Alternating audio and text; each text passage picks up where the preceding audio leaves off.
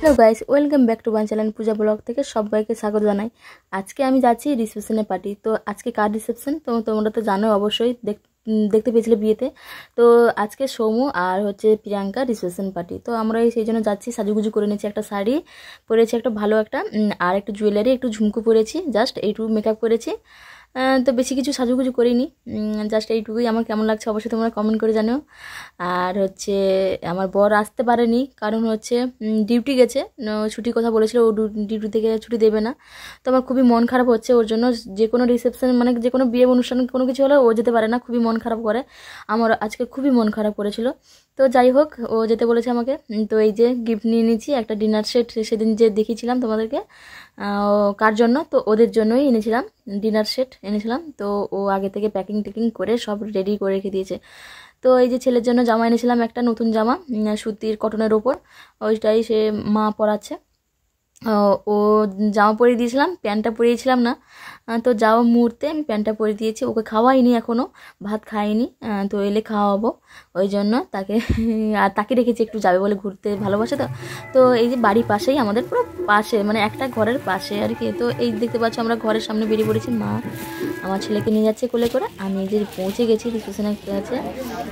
দেখলাম অনেক লোক, আর ডেকোরেশনটা দারুণ করেছে। এই যে দেখতে পাচ্ছ প্রিয়াঙ্কাকে, তো দারুণ ডেকোরেশন করেছে, অসাধারণ, খুব ভালো লেগেছে। আর মিষ্টি খুব লেগেছে, ওই যিনি সাজিয়েছেন, খুবই ভালো লেগেছে, মিষ্টি লেগেছে। তো দারুণ ঘুরে ঘুরে দেখা হলো। আর এখানে আমার বরকে খুবই মিস করছি এই মুহূর্তে। তো আগের বারও ওর বন্ধুর যখন বিয়ে হয়েছিল একজনের, তো ওখানে ও যেতে পারিনি, আজকে ও এখানে আসতে পারছে না, খুবই মন খারাপ লেগেছিলো। তো যাই হোক, আর কি করব, মনটা খুব খারাপ হলে আর কি করব। তো ভিডিওটা কেমন লাগলো অবশ্যই তোমরা লাইক কমেন্ট শেয়ার করো, আর দেখতে থাকো ভিডিওটা অবশ্যই সম্পূর্ণ। আমার আর মামিরা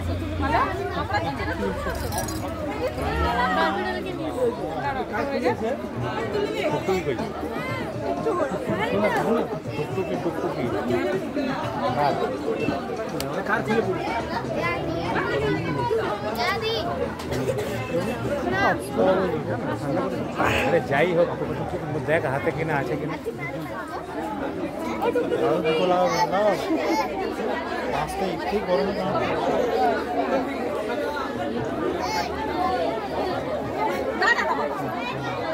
আমি ওকে বলেছিলাম যে আমার দাদা ছেলে একজন ভিডিওটা করছিল, তো আমি বললাম ভালো করে ভালো ডেকোরেশনটা, যে প্যান্ডেলটা ভালো ঘুরিয়ে দেখা। তো যা হোক করেনি, তোমাদের সম্পূর্ণ ডেকোরেশনটা দেখাতে পারলাম না, খুবই সুন্দর লেগেছিলো। এই যে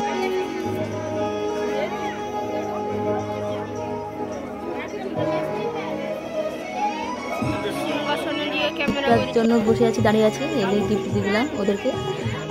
তো কেমন লাগছে আমাদেরকে, আমাকে কেমন লাগছে, ওদেরকে কেমন লাগছে অবশ্যই তোমরা কমেন্ট বক্সে জানিও।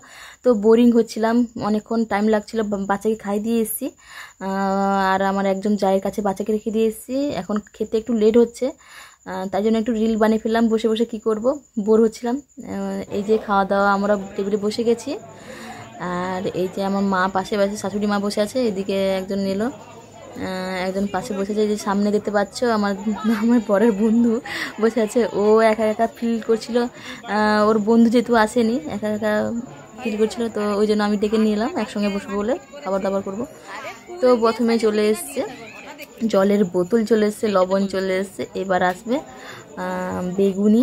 এই যে আমাকে স্যালাড দিয়েছে, পেঁয়াজ শসা দিয়ে দিয়েছে, লেবু দিয়ে দিয়েছে, এদিকে আমরা একটা করে, তারপরে দিয়েছে ফ্রাইড রাইস আর চিলি চিকেন দিয়েছে।